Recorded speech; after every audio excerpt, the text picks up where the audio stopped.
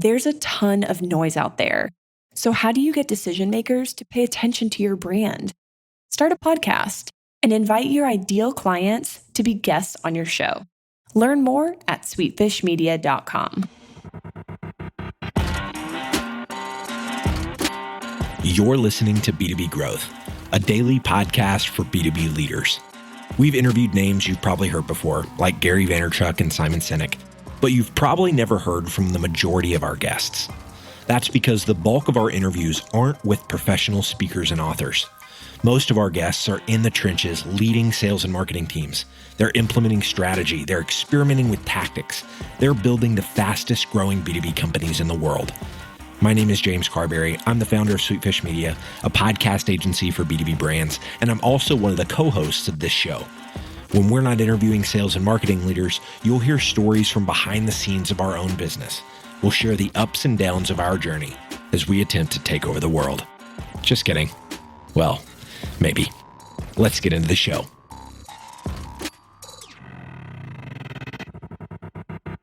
Welcome back to B2B Growth. I am your host for today's episode, Nikki Ivy with Sweetfish Media. Guys, I've got with me today Yama Habibzai, who is Chief Marketing Officer at Densify. Yama, how you doing today? Good morning, Nikki. How are you? I'm doing great. Thank you. Good. I'm glad to hear it. Listen, so what we're going to be talking about today is something that is on everybody's mind these days, and that's sales and marketing alignment. But we're going to get a little deeper into, some ways to identify what the common issue is and like how to know you have sales and marketing misalignment, some of the things that you can measure to sort of reinforce that alignment once you've fixed the first issue, and then some other issues sort of looking toward the future. But before we get into all of that, Yama, I would love it if you would just give us all a little bit of background on yourself and what you and the folks at Densify are up to these days. Sure, Nikki. So I run marketing here at Densify, and we're a company it's pretty cool place to be in terms of technology. We're a cloud management and resource optimization software company that's fully SaaS-based. There's thousands and thousands of companies that are putting their workloads or applications in the cloud with Amazon, Microsoft Azure, Google Cloud, IBM, and so on. But what part of the challenge, I guess, with that is that technology is moving so fast that they can't keep up. Newer and more modern capabilities are being introduced, and folks are not able to just be on top of things. So we've built a platform that essentially is a machine learning based, or call it AI based technology that learns the usage of the cloud based on these companies' products and recommends how to use the cloud. And when they follow our recommendations, they essentially have applications that run better, that are more efficient, and they save themselves a ton of money, which is aligning the spending with the right resources. So that's in a nutshell what we do. It's a pretty exciting space because the world, as we know, everybody's going to the cloud, and we're right in the middle of all that. Yeah, I never thought about that. The way that these, like you mentioned, these technologies move so fast, having sort of a guide, an intermediary. So how do you, what is one of the main things that you see happening between these sales and marketing teams where you're like, okay, that's the issue. That's the thing that's causing the problem? Sure. One of the fundamental thing that any sales leader and marketing leader will tell you that there's always tension between sales and marketing, always has been.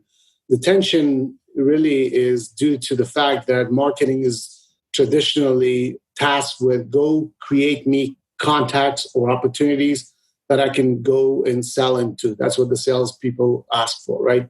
And when marketing generates those contacts via a number of different ways of, getting in front of those, it's a challenge, always a challenge. Not everybody's going to buy. So what marketing does is it points the finger at sales and says, hey, you guys do not know or are not good at closing deals here. So I've seen this throughout my career where essentially a lot has happened in that space. So, the way we solve that problem, and I've solved this across a different number of organizations I've been with, is that, embracing each other in a sense, which means sales and marketing really need to be aligned, really need to be working together. If you look at I use the car analogy in terms of the sales cycle, right? In terms of if you wanted to buy a new car, there's really 4 mental stages you got to go through as an individual. The first stage is you got to become aware of the existence of that company or that car, right? And I'm a car guy, so I talk about cars a lot. So once you've become aware of the existence of a car, take the new electric cars, for example, of the world that are coming up left and right. The companies are spending a ton of money making you aware of the existence of themselves. So that's the awareness stage. Next thing you want to do is go and learn about that car. What does it do? How fast does it go? And what are some of the features and functions? That's what we call the knowledge stage. So learning is the next stage. And then what you want to do is you want to kick the tires and go for a test drive. So that's the trial stage. And then ultimately, the final stage is when you get across. You've done the education, you've become aware, you've test driven the car. Now you want to compare them to other cars, right?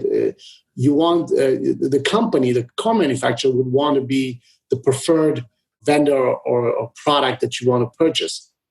So if you take those 4 stages: awareness, knowledge/education, the trial stage, and the preference stage, what I call. Sales and marketing usually need to be aligned on all 4 of those categories. Awareness, for example, one could argue, well, awareness is something that marketing does. They put up billboards, they do advertising on TV or YouTube or whatever, and educating the market. That's marketing's job. Well, what I've experienced throughout my life is that sales can have an amazing effect on awareness, right? The calls we make now with the powerful tools with social media, in LinkedIn and others, I've seen our web traffic, for example, spike as a result of a calling campaign, for example. When sales are calling into accounts, they leave voice messages, and then those guys wonder, who is this guy that just called me? So let me go check out their website. Across educational, the knowledge stage, sales can have quite a bit of effect in terms of educating the people that they talk to about the value and the perceptions in the market. So even the trial and preference stages, that's really essentially when sales really comes out on board and walks the customer through a trial and so on. So in a B2B space, selling software, it is critical that sales and marketing align well together, but we have to break the barriers between what sales is doing or what sales' job is and what marketing's job is. It is ultimately everybody's job.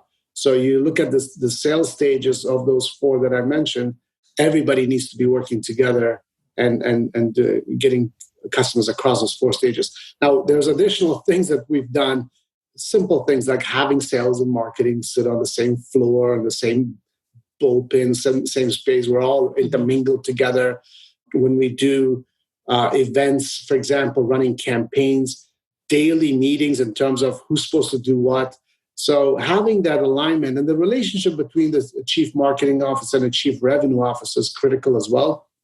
I am pretty lucky and blessed to have a CRO that is a really nice guy. We work really well together. So having that relationship between the head of marketing, head of sales is important as well. But when all those things come together and sales and marketing work together, a lot of magical things can happen. And that's something I would say, advise to people that it's a fundamental problem out there that, they need to focus on. Yeah. So it's a problem when there's finger pointing, when there's the blame game. That's a symptom of the disease of a misalignment between sales and marketing, is what you just described. And I love that, in your 4 examples you gave, the awareness, education, and then the other 2 pieces. It's been very rare in my career as a salesperson where I was included in the awareness step. That is 100. You're so right that's something that is treated as 100% a marketing function. And what happens, the irony of that is what happens is then a lack of that awareness, say at a startup, for instance, where it's built into the, it's on the label, there's not going to be awareness, right? Because it's a startup. depending on how long they've been around. So if you're a salesperson at a startup and the awareness piece has not been sort of done for you before you got there, then yeah, automatically part of that awareness piece is up to you. But if you have it in your mind that that's something that marketing was supposed to have done before I got here, then there's more of that tension that's reinforced. And I mean, I understand it, right? If you're doing a call campaign and you're in a cold call or something, and there hasn't been any work done to measure intent or to be really more targeted around who you're calling, and you're having to do all of the work of awareness in real time on a phone call to a stranger, yeah, it can be pretty frustrating. But to be frustrated with the marketing team is to sort of misplace that energy, right? That's something that needs to be coming from the top down. And like you're talking about, and then facilitate it between the two things. And so once folks have identified this problem and said, hey, there's a lot of finger pointing going on, and here's why we're not aligned on these four measures. What kind of things can you, besides the meetings and stuff like you just talked about, when it comes to what we measure and how we really put it on paper, that it's a shared goal and a shared set of indicators, of performance indicators, what should those look like? Yeah, a great question, because metrics is something that I fundamentally live by. I've learned also, and I've seen this happen, where metrics are established in such a way that I could easily game the system, right, to make myself look good. Ultimately, C-level individuals, they need to answer to the board and to their management in such a way that they need to deliver results. But take example, website traffic, for example. Website traffic is a great indicator that, hey, our presence is improving, people are coming to us and that. But I could easily fix that with money, right? I could take a budget from one program and stick it onto AdWords and drive a bunch of traffic on there and make myself look good. But right. We don't like to do that. So ultimately, what it comes down to, it is the establishing the metrics that the team is aligned with, and metrics that are not too extremely set too high or too low. So there needs to be a communication, and we do this every beginning of every year, and then we revisit every quarter. The entire management team looking at the top level metrics. What are the things that we want to track as a team, and what do we look at? Ultimately, it is number of contacts that we've generated. Ultimately, you need to have a person to reach out to. The number of contacts that lead to the number of calls that are made on a daily basis, or calls could be emails or a combination, that end up being, resulting in the number of meetings you conduct per day, to the number of demos or demonstrations that you conduct, that lead to the number of opportunities, or some people call them POCs, proof of concepts, or proof of value, POVs, and then number of deals closed. So the pipeline and the funnel is pretty clear in terms of what needs to happen. It's just that you need to stick together as a team and get those things done.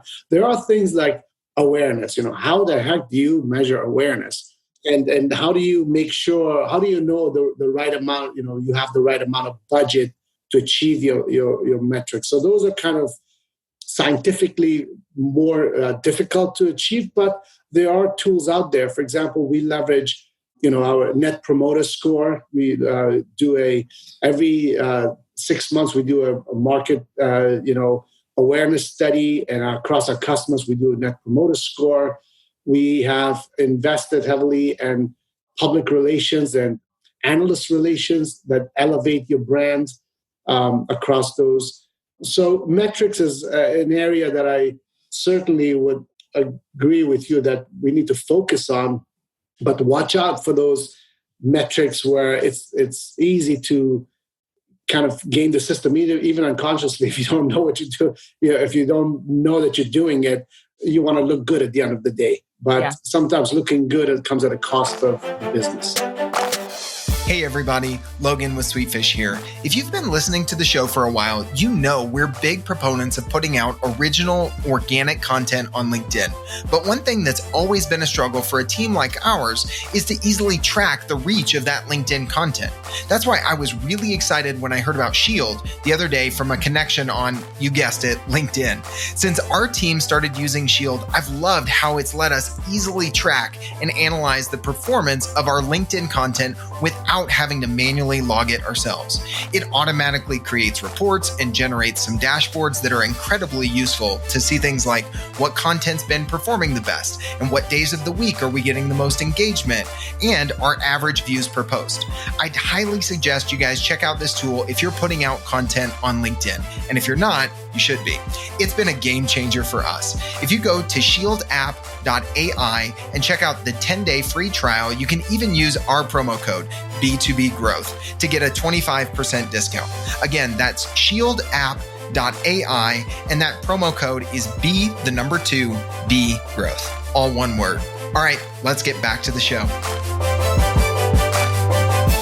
For sure. And it's always going to come to light. It's always going to be exposed if you are measuring the wrong metrics. It's going to be exposed on the bottom line either way, whether it's sales that's doing it or marketing that's doing it.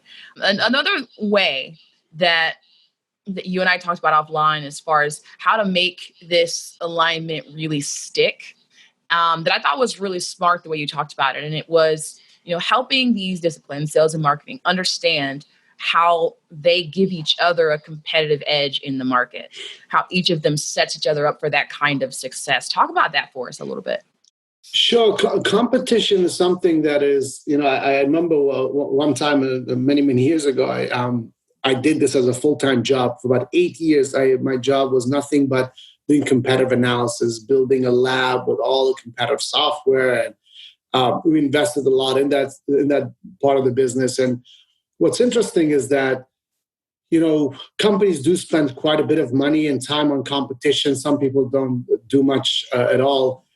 After 8 years, I can tell you one thing of doing, essentially every day, nothing but competitive and educating our sales teams across the world, our partners, and trying to win deals competitively. It came down to one thing. After 8 years, it took me 8 years to learn this one simple lesson, which was giving sales confidence in a deal wins every time. It doesn't matter how good or how bad your product is. That level of confidence, knowing that I know my product, I know my competition's product, and I'm telling you, Mr. Customer, here are the reasons essential why you should buy from me, right? Mm-hmm. And that is so important. And in most cases, what happens is that if you look at customers, when they go through a competitive bake-off or competitive, choosing a product, they've already made the decision. By the time they talk to you, they've already made a decision on which product to go with. What they need is validation that they've done it, right? That they've purchased the right product or buying the right product. For sure. I mean, look at ourselves. When we buy a new phone or a new car or whatever, right after we buy that product, what do? We're constantly looking at, other products to see, did we make the right purchase? I think you're essentially psychologically giving yourself confidence that, I made the right choice, right? Right. So they call this in this business a column fodder, right? You become a column fodder. Where basically, it's you're column B. Column A is all the features and functions that they've decided on, and you're just basically check mark. So what I would encourage people to do is don't spend so much time losing sleep over competitive features and functions and little nitty-gritty analyses because the customer already usually makes a decision. What we have to do is establish confidence in the customers that, look, these customers bought from us. They're happy customers. We have capability that is, find the secret sauce. This is what makes us unique. But ultimately, it comes down to instilling confidence in the sales teams and the marketing teams. And that can go a long way compared to anything else you do in the competitive space. For sure. Yes. It's the difference between a marketing team focusing on, like you said, these nitty gritty analyses, right? That attempt to teach the customer, hey, this is how much better our product is, versus spending that energy teaching the salesperson. Like, no, when you go into these conversations, you need to understand that you have every right to like have your head up and be confident about the things that you're saying. And here are the stories that prove that out, or whatever that looks like at your organization. And sorry to interrupt you, but what happens is customers are looking for a partner, right? They're looking for advice in terms of how what they should do as a purchase. And if the salesperson comes across as an educated and confident person, mostly, as they say, people buy from people, right? You want to come across as a confident individual, instead of standing on your heels, kind of backtracking in fear of, oh my God, what if this customer brings up this feature and we don't have that feature or that function? You got to be standing on your toes and talking confidently, speaking confidently about here's why the kinds of things you should worry about or think about, and here are the reasons why you should, and not necessarily even push your product so much, but come across as an educator, right, to the customer. And eventually customers buy from those that they trust. Yeah, no, you're so right. This is something I know there's not a lot of folks that would say, oh, I took these things I learned from car sales into my career as a SaaS account executive. But there are, what you just described is when I was successful, my most successful days selling cars, like I sold Kias, right? I sold Kias on this stretch of car dealerships in Austin, Texas called the Motor Mile, where there were all the other, bigger, more established names, right? I'm sandwiched between Fords and Nissans, and, there's an Audi dealership, a BMW, whatever it is, right? And so they're beating me already in a lot of ways on awareness and on, the research that's out there that the customers might have done before they came to me, right? But they did come to me. And if I try to focus on here's the difference between this Kia vehicle and the one they're going to show you next door at Nissan, I lose, right? Because whether what I'm saying is true or not, Nissan's already done decades worth of a job, that we're playing catch up on, trying to, prove that out or establish confidence in the buyer on that, right? Right. And so then my job becomes, just like you said, to just be more confident about what I'm doing and why I'm there.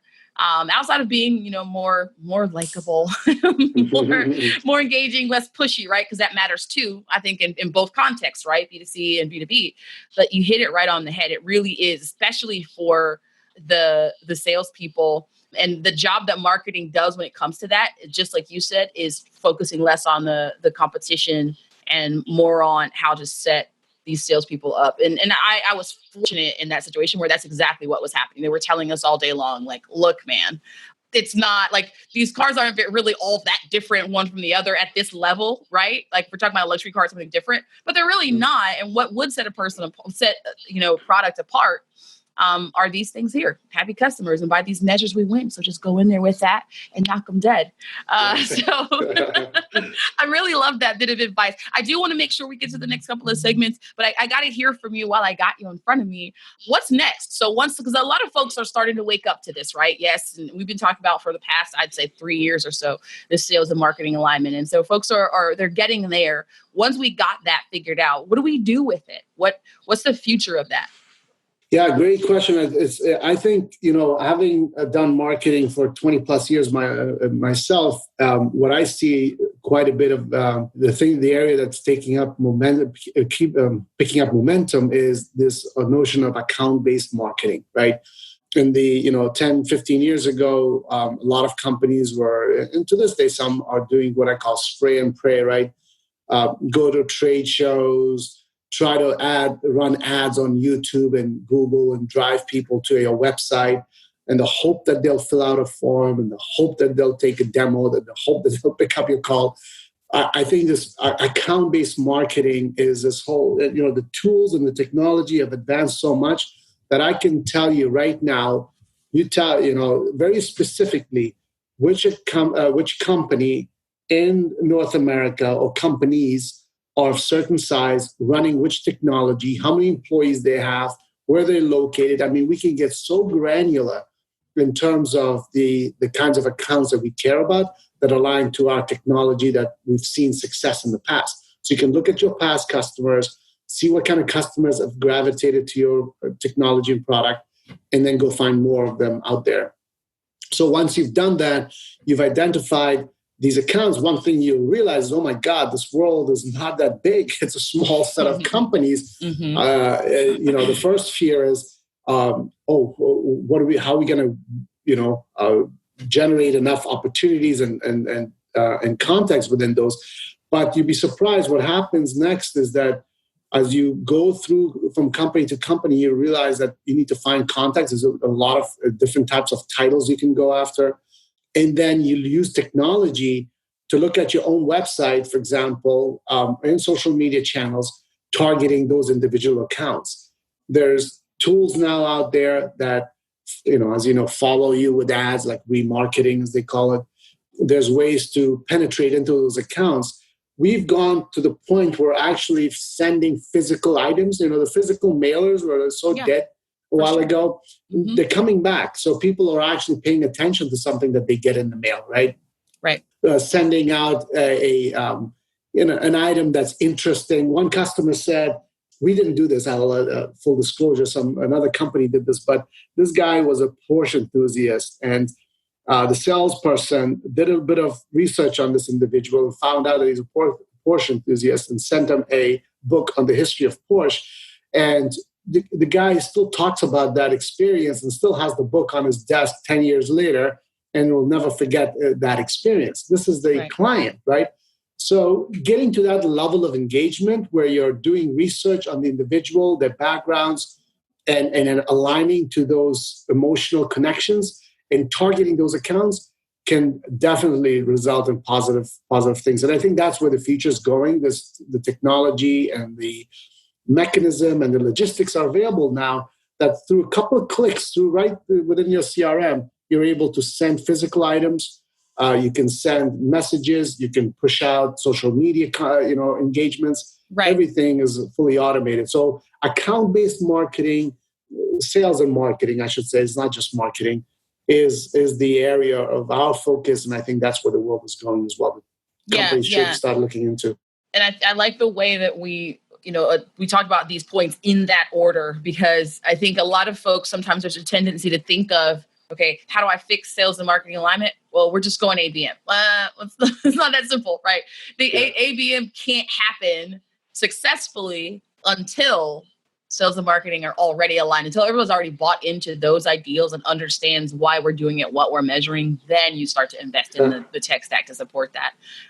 Has been what I'm hearing from a lot of the marketers I talk to. And according to research from Gartner, I believe it was, I saw a shocking number, which I think it was like 85% of ABM strategies fail. Oh, wow. Simply because the companies stop doing the spray and praying and they focus on a handful of accounts. And when they go try to execute, they fail at the execution. So there's a whole area of learning to be had in that space. Yeah. Because if you don't do it right, if you're not focused enough, now you've pulled the rug from under yourself, or shot yourself in the foot, as they say, because you've stopped the traditional selling and now you're going very small, and that's not going to work. All of a sudden, you lose a quarter or two of sales, and that could be a bad situation. So you got to be really paying attention to that. Well, thank you so much, like I said, for laying that out. It's all really sound advice, stuff folks can use today if they're thinking about doing this and doing it right. Now that I've successfully picked your brain and seen what I could get out of it, it is time for you to tell us about what you're putting in it. So Yama, tell us about a learning resource that you've been engaging with here recently that is, informing your approach, or that's just got you excited these days. Well, my personal approach to learning, I guess, that I've used to, I have to admit, read a lot of marketing books and sales books. My favorite being Good to Great, like most people would agree with that. But the thing that helped me in the last number of years really advance in my own career and knowledge and education is the people around me.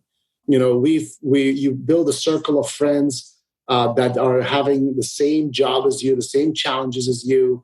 and they also are wanting to learn from you, right?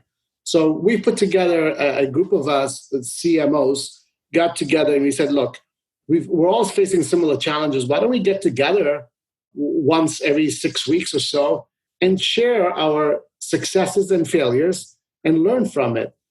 At first, I thought, I don't know if this is going to work or not, but it was probably the most amazing education outside of any school that I've ever attended, because you learn that these people are living the life, experiencing the same challenges, but once in a while you come across this nugget of opportunity where, wow, they solved it this way.